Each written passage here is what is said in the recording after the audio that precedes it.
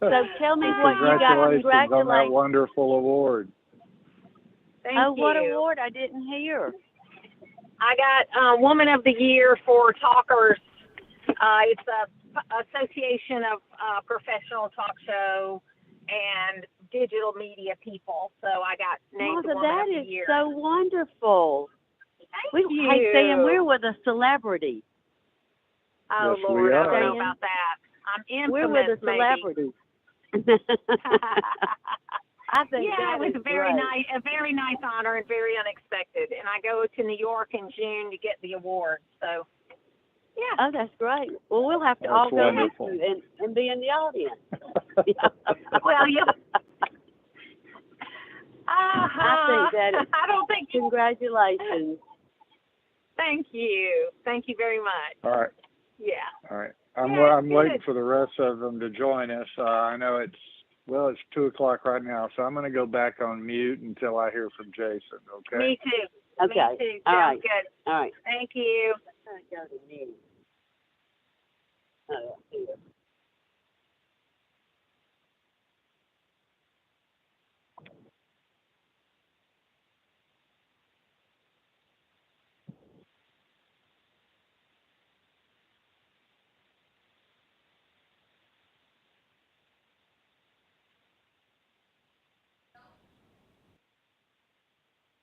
Everyone,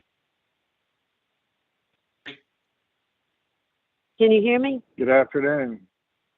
Good afternoon. I unmuted. there we go. Good afternoon. Hello, All everyone. right. It's Kenneth. Hey, Hey, Ken. Kenneth.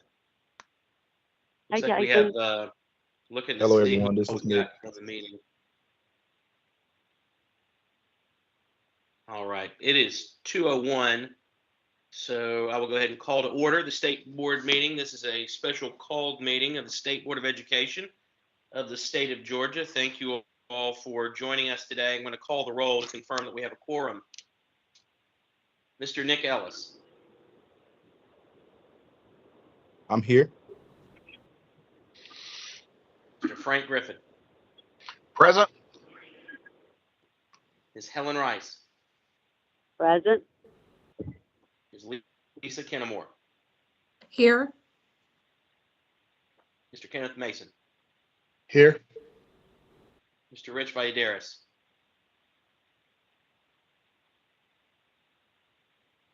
Mr. Rich Valladares. We'll come back to Rich. Mr. Mike Royal.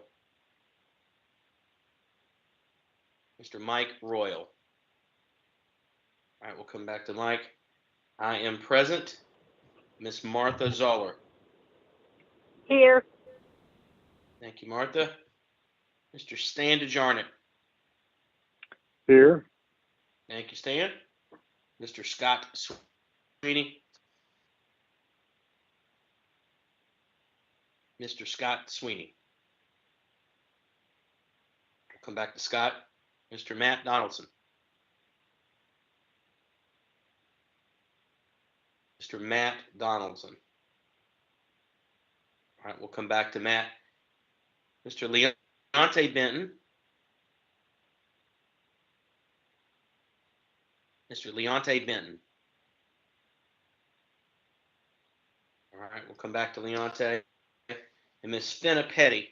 I believe Miss Petty is excused. She is on an airplane right now. Could not join us. Let me go back and call Mr. Rich Valladares. Here. Thank you, Rich. Mr. Mike Royal. Mike Royal. Okay. Mr. Scott Sweeney. Mr. Sweeney. Mr. Matt Donaldson. Mr. Donaldson. Mr. Leonte Benton.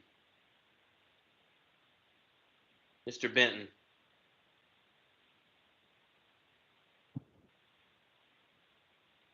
All right. It does appear that we have a quorum. We have 9 members that are present.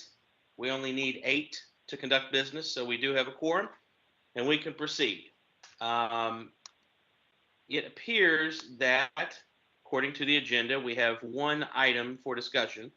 And Mr. Matt Jones, I will turn it over to you if you'd like to handle it, or to Tiffany to give us an update on agenda item TL, which is regarding the standards, Georgia's K-12 English Language Arts standards. We're going to actually let Dr. April Aldridge provide an update. And then just to remind the board members, this is the recommendation from the superintendent to post these draft K-12 standards for 30-day public comment. April? Great. Thank you, Matt. Dr. Aldridge. Thank you, Matt. Thank you, members of the board. Thank you for your time today. It is my pleasure to be able to bring to you an update on the ELA standards. I've had the pleasure to provide that to you all a couple of times since I came on board with the Division of Teaching and Learning and Curriculum and Instruction. So you have been provided a copy of the updated versions along with the red line drafts. The ELA team, I want to thank Dr. Brianne Houston and her ELA team for their leadership and their work in this area. Certainly, I also want to thank Amy Denny and her partnership with myself and with the ELA team in working through finalizing this last draft. And most importantly, I want to thank the members of the ELA committee, the working committee, and the public comment, because truly the documents that you have before you represent the collective voice, the collective work, the collective expertise of educators in Georgia. And so I'll give you a quick high-level overview of the changes that you should expect to see. Probably have already noticed as you reviewed what they used to look like and what they look like today. But foundations, again, that will still really provide, again, no pun intended, but the foundation for literacy work for our students in kindergarten through fifth grade. There were really minor changes designed to clarify the language. If you'll remember back when public comment was happening the first time when I gave that first summary, one of the things that we really knew the public said we needed to work on was clarifying language, making sure the verbiage, making sure that the terminology was consistent. So that was really what we worked on in the foundations. Our biggest and most significant shifts and changes and revisions came from the dialogue and the collaboration around practices, language, and text. The practices domain moved from a grade band specific. You'll notice that they are now a K-12 set of standards. And the domain statement here makes it clear that literacy practices ground, shape, and inform the expectations for each of the other domains.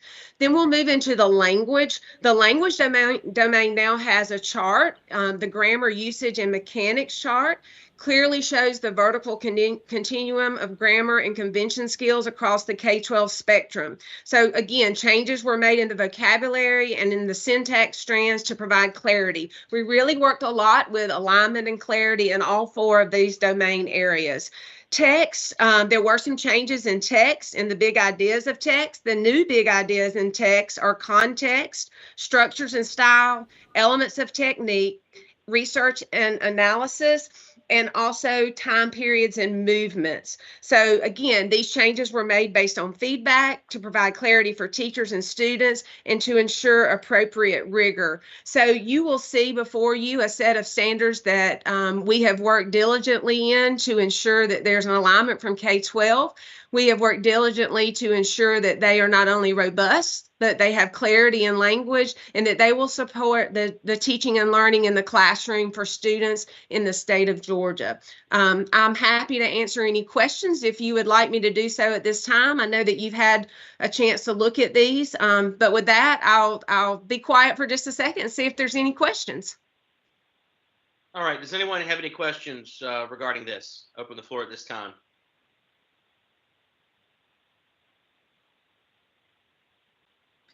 I have a question. This is Lisa. Ms. Kennemore, go ahead. Okay, thank you. Thank you, April. I was working, able to go to a couple of meetings and see all the work and diligence that's put into it. I was just wondering why we didn't find out more and have an opportunity to weigh in on this at the board meeting, but immediately afterwards. We are asked for a called meeting. Is there a hurry or complaints about getting them out at this time?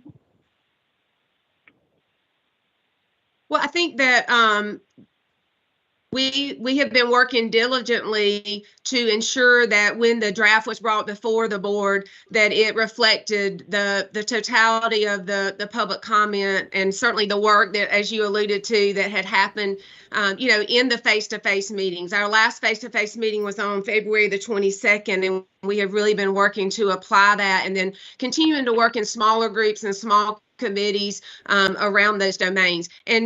And the reason we're at a call board meeting is in order to give that time to make sure that we captured all of that and it was ready and finalized. It took us just a little bit longer than last week than we could get it to you all. So I would think that the urgency, if that's the right word, is our intent, and our concern now is when we get this robust of standards ready and when they are approved by the state board, then that next phase of the most important work happens. And that is, what do we do as a team of educators and leaders to begin that rollout and the implementation? What resources and supports do we begin to build out and develop? And how do we ensure that we have the appropriate amount of time for implementation and support? And certainly the decisions that districts will be making at the local level to align their own district strategic literacy plans with the conversation around literacy that's certainly in our state and in our districts at this time.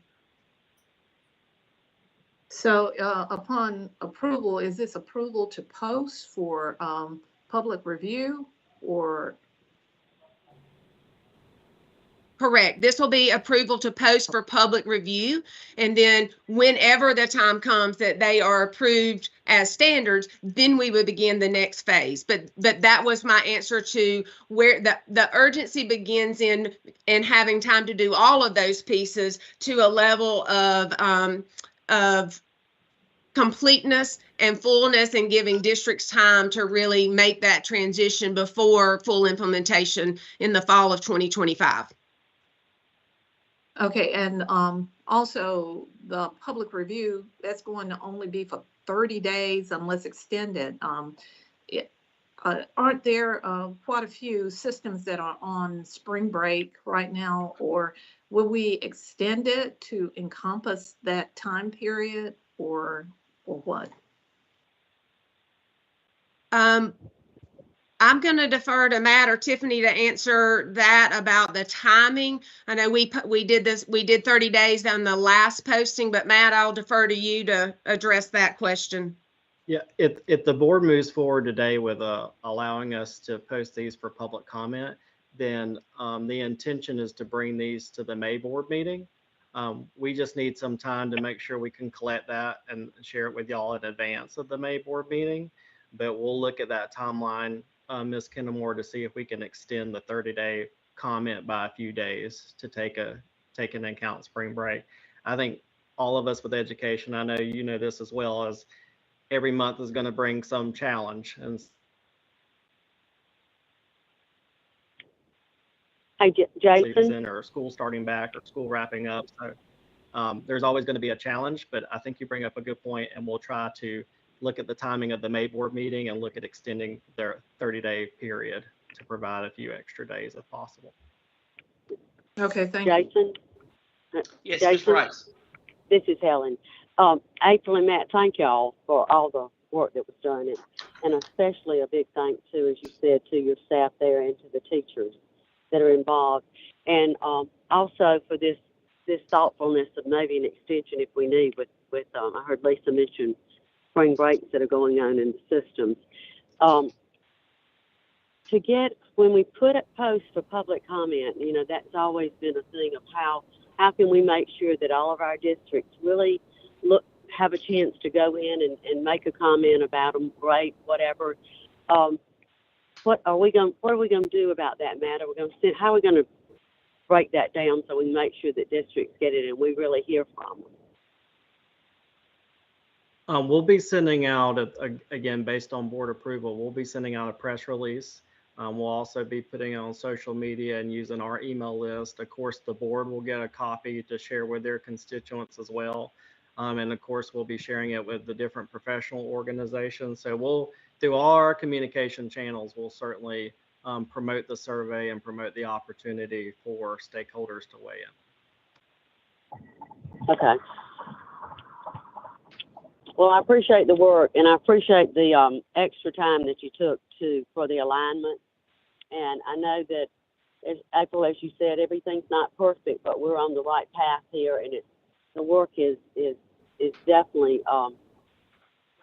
You can tell that there was a lot of work there, and as we move forward with it, I can just see that with the changes and the foundations that are K through 5 in there, and the bridge between 6 and 8, I can see that we're really setting a new chart for standards, and I hope we'll get the response from our district also to let everybody know how much they saw in the work and appreciated it. Chairman Downey? Yes, Dr. DeJarnick. Yes. I think that the question in front of us is whether to post these. I think the topic of whether we should extend the public comment time period is probably going to be governed by the number of responses, the kinds of responses, and the amount of revision that may take place subject to that public comment. So that's a conversation that we can have in May prior to our May board meeting, and I'm sure that we'll be hearing from staff at the DOE about how many comments they're getting. I think the point's been made, and I think it's relevant that many school districts on the east side of the state are going to be on spring break next week, but not all school districts are going to be on spring break. But given that, the spring break scheduling, and also the fact that testing is going to be going on in April and early May, I think we'll just have to wait and see how much public comment we get, what kind of comment we get, and what kind of revision is going to be recommended before we make a decision on whether to extend. But I think we could extend. Obviously, that's a decision we can make later on. That would be my suggestion. Thank you, Dr. DeJarnick. And I agree. I mean, we're doing this in our board meeting in May. I think we're looking at about 40 or 41 days. And so if leading up to that, if we see that there has been, and we hope that we get overwhelming response and open and honest response from our districts, from our, the boards of control. And if we get a bunch of responses and need to keep it open and hear some more things, I think that's something that we can look at that time. I certainly don't have a problem with that. And Matt and Richard, I'm sure you all agree, if that truly is the case, we want to make sure all these systems have a chance to weigh in if they want to. And I know Jones County is going on spring break next week. I know several others are, like what Stan was saying. It's kind of all over the map. And then we run into EOCs and assessments, and we start getting into that. So we just need to be mindful.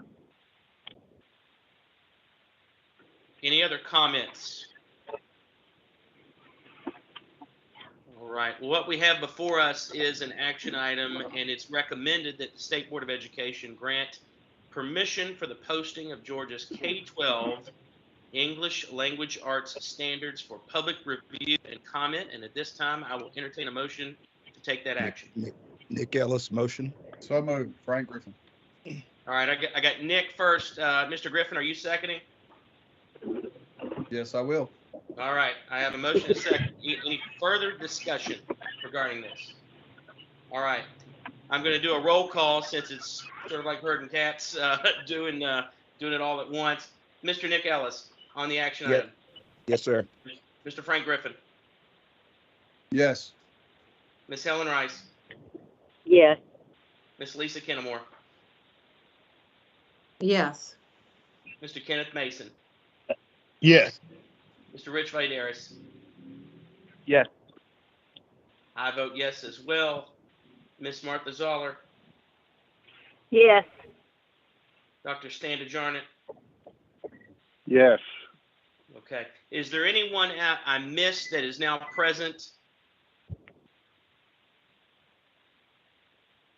Mike Royal, Scott Sweeney, Matt Donaldson, Leonte Denton, Finna Petty. All right. It passes unanimously with a 9-0 vote. All right. At this time, if there's no other business, I will entertain a motion to adjourn. So moved. Thank you, Dr. DeJarnett. Second. Second. Second. Any discussion? All in favor, say aye. Aye. Aye. Aye. Any Aye. opposed? Aye. I believe the nays have it, but we'll adjourn anyway. Everybody have a good day. Thanks. Aye. Sounds like Sonny died. Happy- All right. Congratulations, Martha, again. Happy spring break, everybody.